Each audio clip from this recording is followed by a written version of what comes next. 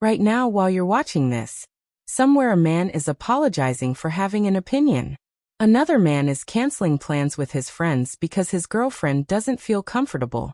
Another is agreeing to something he hates just to avoid conflict. And every single one of these men thinks he's being a good partner. In reality, he's failing a test he doesn't even know he's taking. Let me explain something that will fundamentally change how you understand relationships. Some women constantly evaluate your strength, and the moment you stop demonstrating it, attraction dies.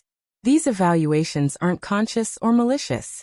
She's not sitting there with a clipboard marking down your failures. It's deeper than that. It's biological, instinctive, primal. Her subconscious is constantly asking, is this man strong enough to handle life? Can he protect?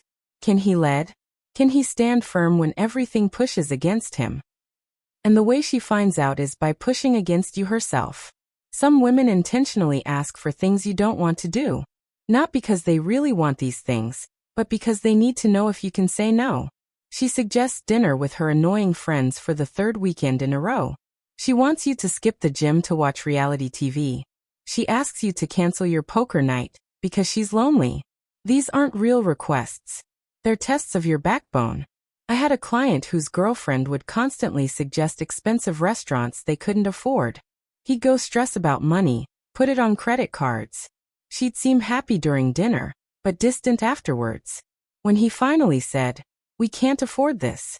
Let's cook at home," her entire energy changed. She became more affectionate, more attracted, more invested.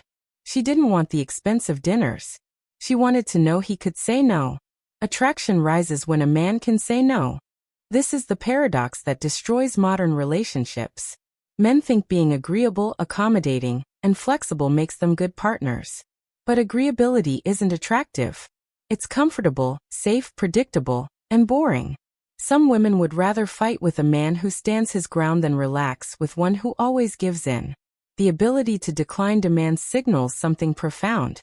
It says you have your own life, your own priorities, your own identity. This says you're not desperate for approval. It says you're choosing to be with her, not needing to be with her. And choice, real choice that could go either way, is incredibly attractive. Agreeableness kills desire faster than almost anything else. When you always say yes, always accommodate, always prioritize her needs over yours, you become predictable. And predictability is death to attraction. She knows exactly what you'll do, how you'll react, what you'll accept. There's no mystery, no challenge, no excitement. You become furniture, comfortable but ignorable. I counsel men who've become human golden retrievers. Eager to please, always happy, never disagreeing. They're shocked when their partners lose interest. But I do everything she wants. Exactly. That's the problem.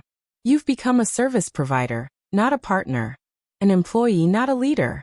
A boy trying to please mommy, not a man she respects. Some women take note of everything, your voice, tone, and energy. When you speak, it's not what you say, but how you say it. You can set a boundary with perfect logical explanation, but if your voice wavers, if your eyes dart away, if your body language screams discomfort, she knows you don't really mean it. The words are worthless without the energy behind them. A client told his girlfriend he needed Thursday nights for himself. Explained it perfectly. Personal time, mental health, maintain friendships. But he said it like he was asking permission. Voice went up at the end like a question. She agreed verbally, but tested it immediately. Can you skip just this Thursday? He folded instantly. The boundary wasn't real because the energy wasn't there. Politeness can hide a lack of personal power. Men who are overly mannered, always proper, constantly worried about offending. They're not being civilized. They're being castrated. Years of school teaching you to sit still, be quiet, raise your hand. Years of HR departments warning about being problematic. Years of social conditioning to be nice above all else. It strips away the raw masculine edge. The modern workplace especially destroys masculine energy. Consensus building, collaboration, avoiding conflict, emotional intelligence workshops. These might make you a good employee, but they make you a terrible romantic partner. Some women don't want a man who speaks in corporate buzzwords and always seeks compromise. They want someone real, raw, unfiltered. Some women read social cues with extraordinary speed. Within seconds of meeting you, she knows if you're genuine or performing. She can sense if you're speaking from your core or from a script. She can feel if you're a man who knows himself or one who's still asking for permission to exist. This isn't conscious analysis. It's instantaneous recognition. The micro-expressions give you away. The slight hesitation before disagreeing. The way you look around to see who's listening. The nervous laugh after stating an opinion. The quick backtrack when someone frowns. She sees all of it, catalogs it, and makes her assessment. Leader or follower, protector or protected, masculine or neutered. Real boundaries are shown in the moment, not explained in therapy speak. Authentic limits aren't, "I feel uncomfortable when you" statements. They're immediate, decisive reactions.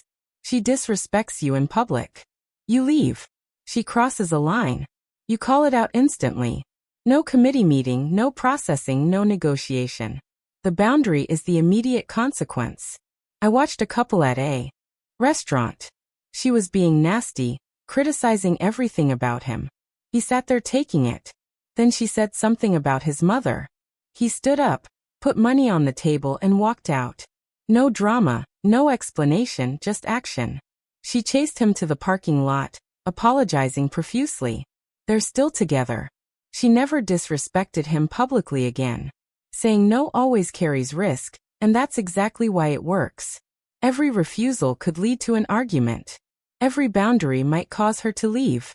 Every time you stand firm, you risk losing her. But that risk is precisely what makes it attractive.